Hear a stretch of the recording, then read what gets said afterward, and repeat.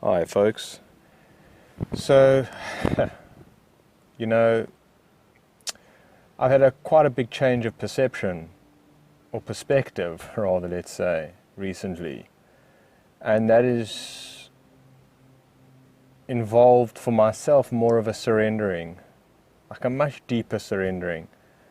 I've used that word surrender so many times, but maybe more on a superficial or surface level, a very abstract way. But now I think I'm encompassing it more, the idea of surrendering. And I noticed that there's a grief in surrendering, and there's also a lightness in surrendering. And there's a letting go in surrendering. So it's a mixed emotion, it's a mixed experience, because on the one hand, whether it's in this context of what I'm talking about is the letting go of, how could I put it,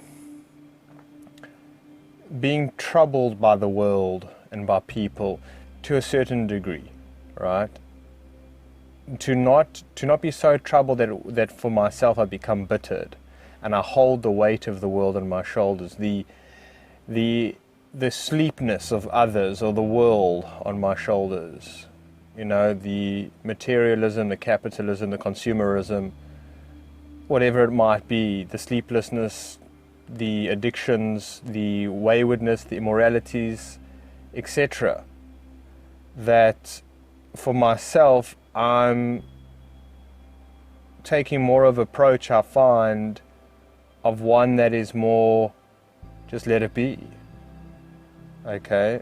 And I'll get into more of it, but I'm finding maybe it's more of a stoic approach, or maybe just it's more of a reasonable approach. It's maybe more of a reasonable approach because I realize that this is not my game. In other words, it's not.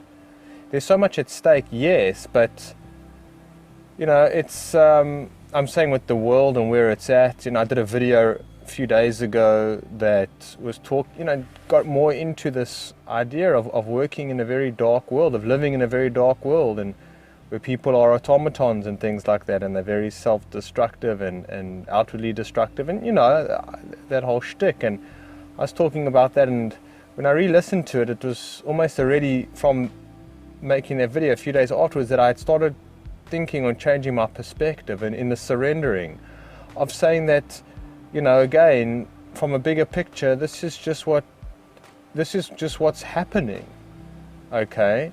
And it is part of the bigger picture, and it wasn't my plan to start off with, that the world would end up in the state that it is in. It's not my plan, and it's obviously for a higher purpose. Why wouldn't it be?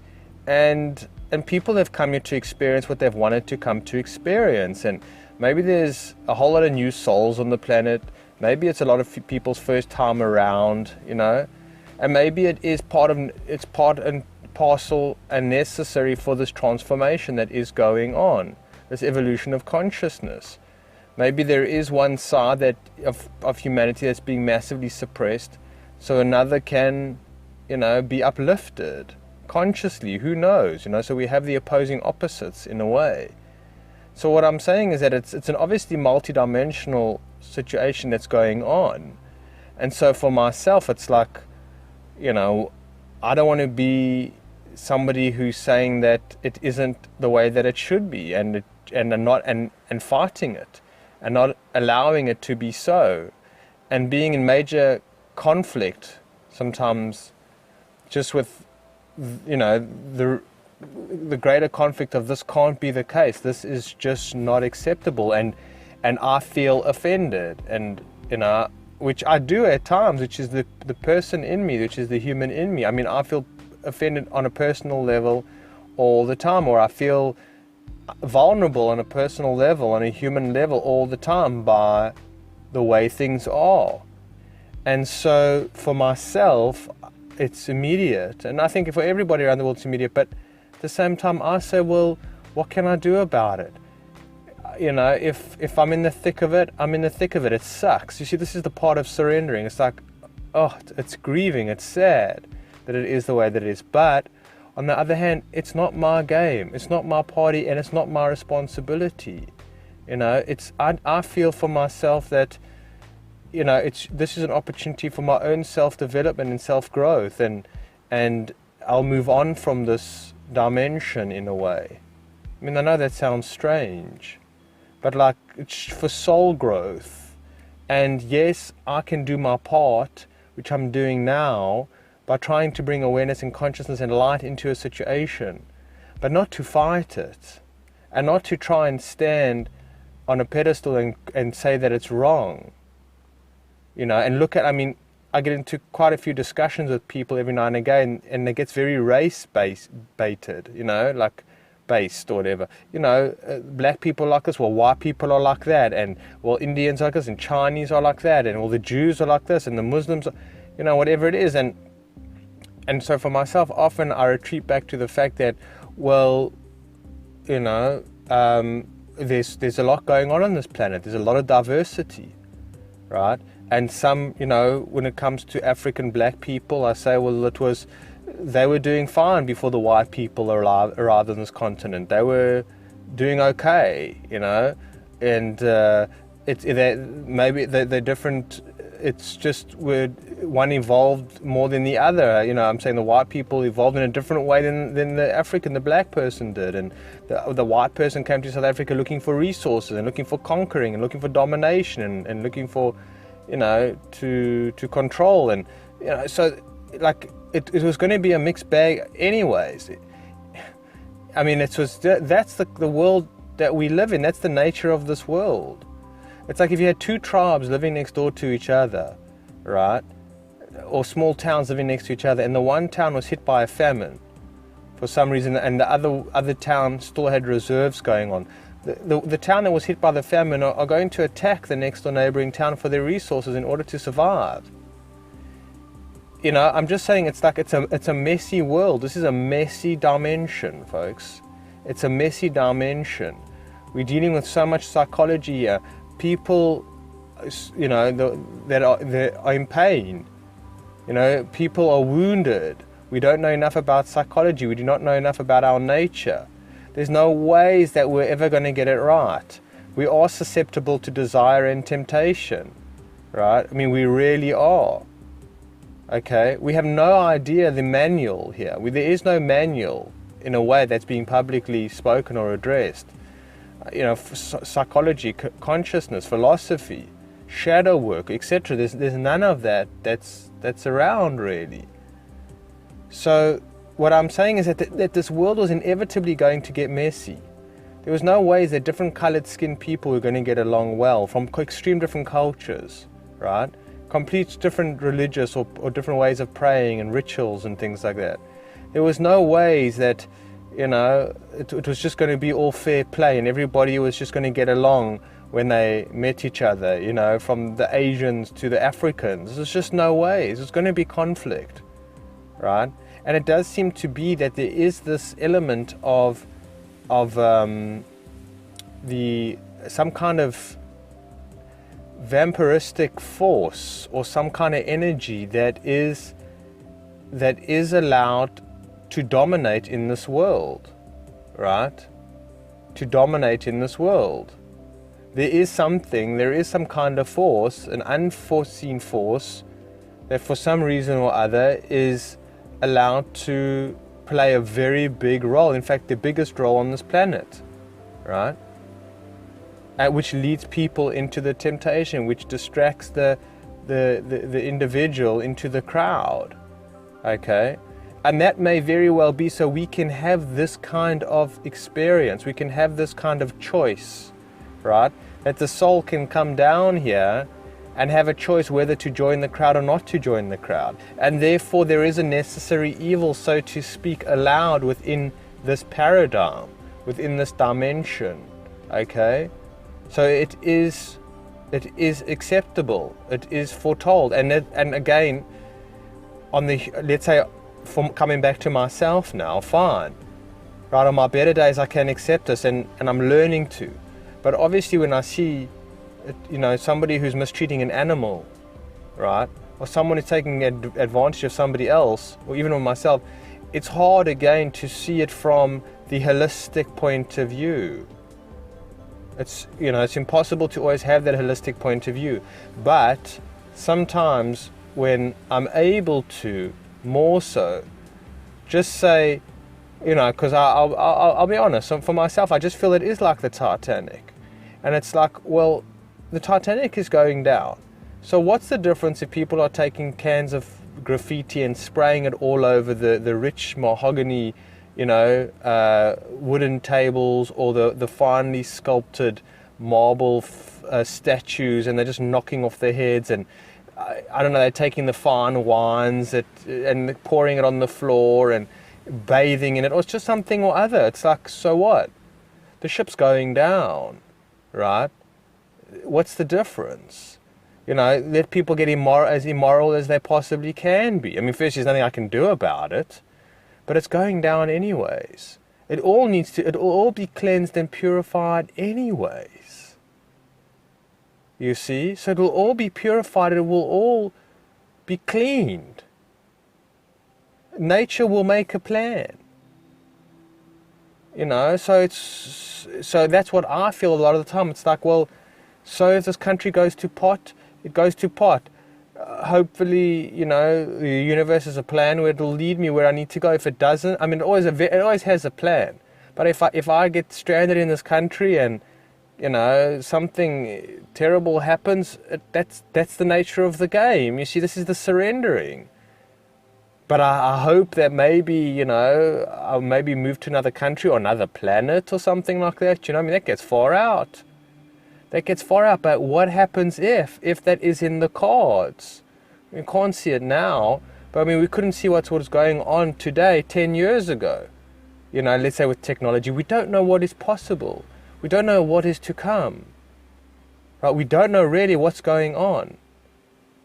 And so for myself, not to be caught in the meat grinder of it all, on an emotional level, and being invested in, well, this is wrong and this is right, and this shouldn't be this way, and I just say, well, I step back and I say, it is what it is. It is what it is. I need to put up boundaries for it. I'm not allowing it to involve itself in my world where I can. But, I mean, the corruption of Disney and the music. I mean, I did a video the other day talking about a Chris Brown song and how disgusting the lyrics were and how it was just played on public radio in a shopping mall. Little girls were singing along to it, and so that's going to offend me, of course. But in a way, I feel that I can take a little step away from it and be okay.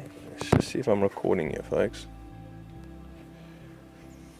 I can take a step away from it just for a moment, or just give it, and create a distance from it. Be like, it's not my party, it's not my fight, it's not my war, right? There's nothing I can do about it. I mean, I can't go up to the manager of the shopping center and say, listen, you hear what music is playing? I mean, I can if I want to, but like I said before, I made a video about picking your battles. It's like the shop manager is going to say to me, look, buddy boy, this is like the #1 song on the radio right now. So the only person that has a problem with it is you. So bugger off, They're not going to care, they're not going to hear. I mean, there's so much urban development going on in this area that I moved to. I moved into sort of a smaller city, but which wasn't so built up and modernized. But now, I mean, the last 2 or 3 years, they are just selling every available piece of land and just putting up high-rise buildings everywhere, shopping malls, whichever little space that they can find. They're trashing down nature reserves here. Nature reserves, open land, so they can put up more high-rise, expensive apartments and shopping centers and whatever it is. That's just the way it goes, folks. That's just the way it goes. In order for this planet to still function, people need to be buying consumer goods that they do not need. We need to be producing consumer goods, and material, whatever it is, for things that we don't need in order to make this world still function. Otherwise, there'll be no jobs for people, and there'll be nothing to medicate the sleeping masses. There'll be nothing to distract them. There'll be no reason or purpose for them. The purpose for them primarily is that they are slaves. They work in the world is one massive sweatshop. That's what it is. And so if the people weren't buying the useless goods, and if the people weren't making the worthless goods, then there would be no reason for people to continue anymore. The world would cease to exist, because it is a business. It is a business. And so that's the nature of this game that it's come to, all right? But in its final rungs, in its final play. And so for myself, I've just found to be so often of the time frustrated and involved and fearful for what's going on. I'm taking more of a practice. On my better days, I'm a bit better at it. Taking a bit of a practice, more of a step back, and being like, let the chips fall where they may. Because there must be a plan at hand here. And so for myself, again, to not be so emotionally drained by it all the bloody time. Although it does get me most of the time. But one of the things is like with family members, which has helped me tremendously. Before, I was so bothered about things that my family were doing, whether my brothers, how they were raising their children, or the relationship with certain family members, with my father or my brother, or certain things, or whatever it is, and because I felt that, well, you need to be a certain way, right? Like for myself, I need you to be more conscious. I need you to be more aware. I need you to be more sensitive to your children's emotions, because I would project myself into their children, right? And as we do as human beings, empathy. We have empathy. And so I would see this and I would be devastated, right? And so for myself, I've chosen to turn the other cheek. And it's definitely helped me. But I'm also a little bit concerned that I'm desensitizing myself, or I'm suppressing myself to some degree. So I just got to be careful of this, right? I just got to be careful of this.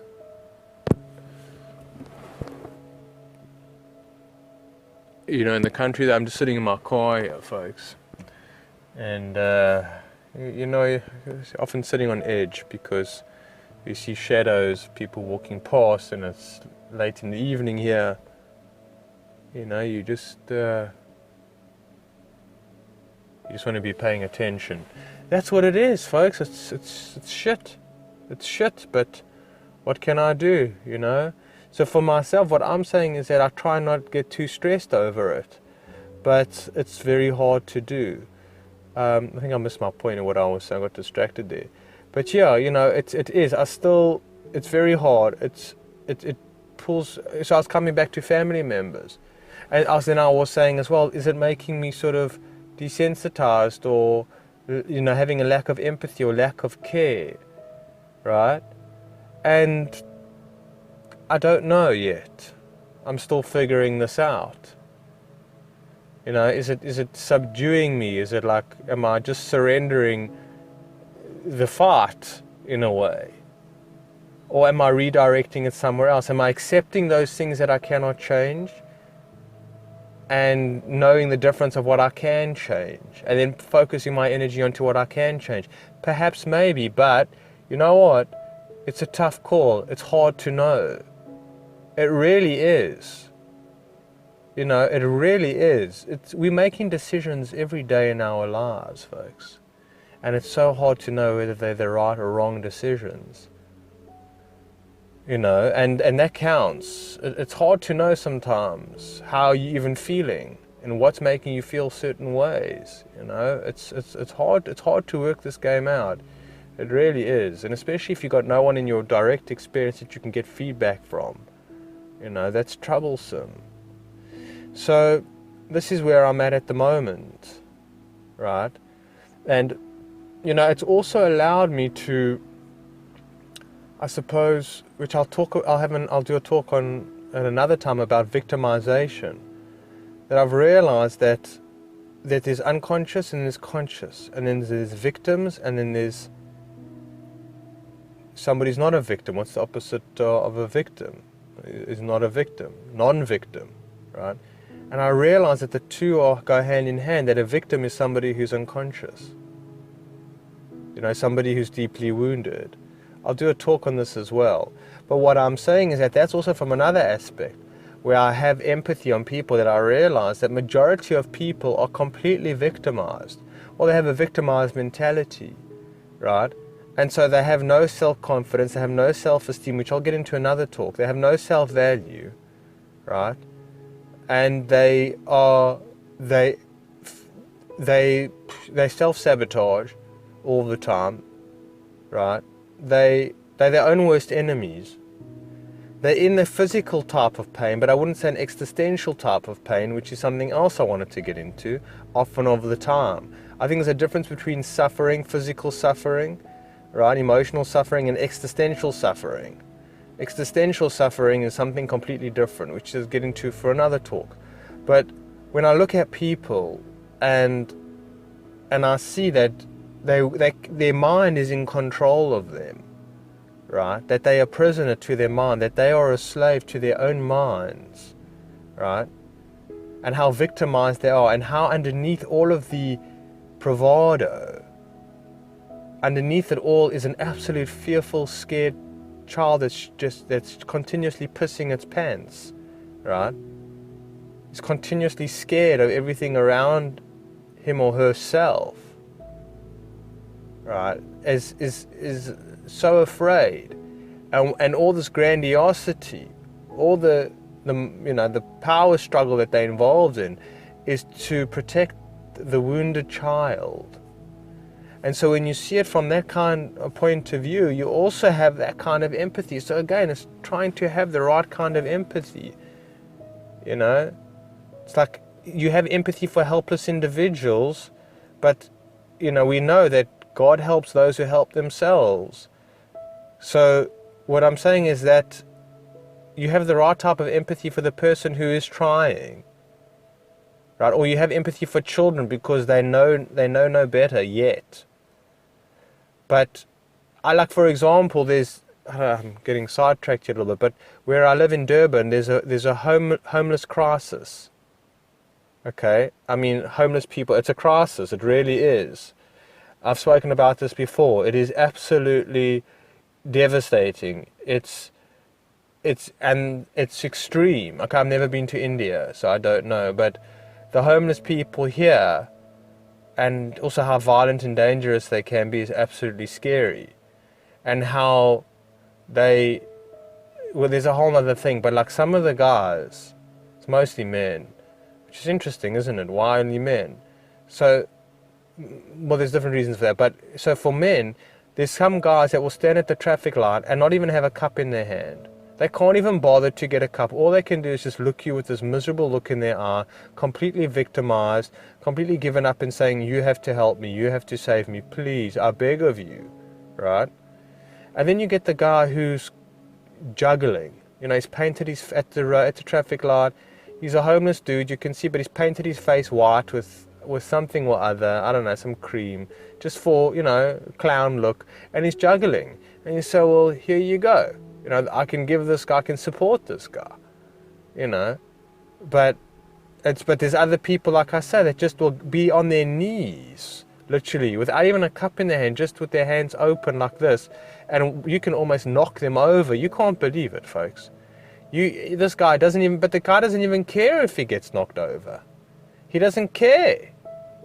You can't believe the state of things. But what I'm saying is that you can see the guys that are taking care of themselves relatively well, because they've got an attitude where they are not completely victimized and they're not just looking for everybody else to solve their problems.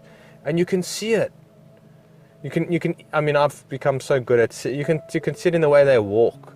You can see it in the way they talk, and you can see that in life as well with people. Anyways, folks, I'm going on here. So there's a lot going on here, and so for myself, it's very hard. It's very hard because sometimes I feel that maybe I've given up on the fight, but I don't think I have. I don't know, maybe some of you folks can comment in the comment section of this video and in how you feel I'm coming across, and how you felt in your own life about what I'm talking about, and in your own way. with people in your life? Like, have you surrendered to it? And again, it's a continuous surrendering.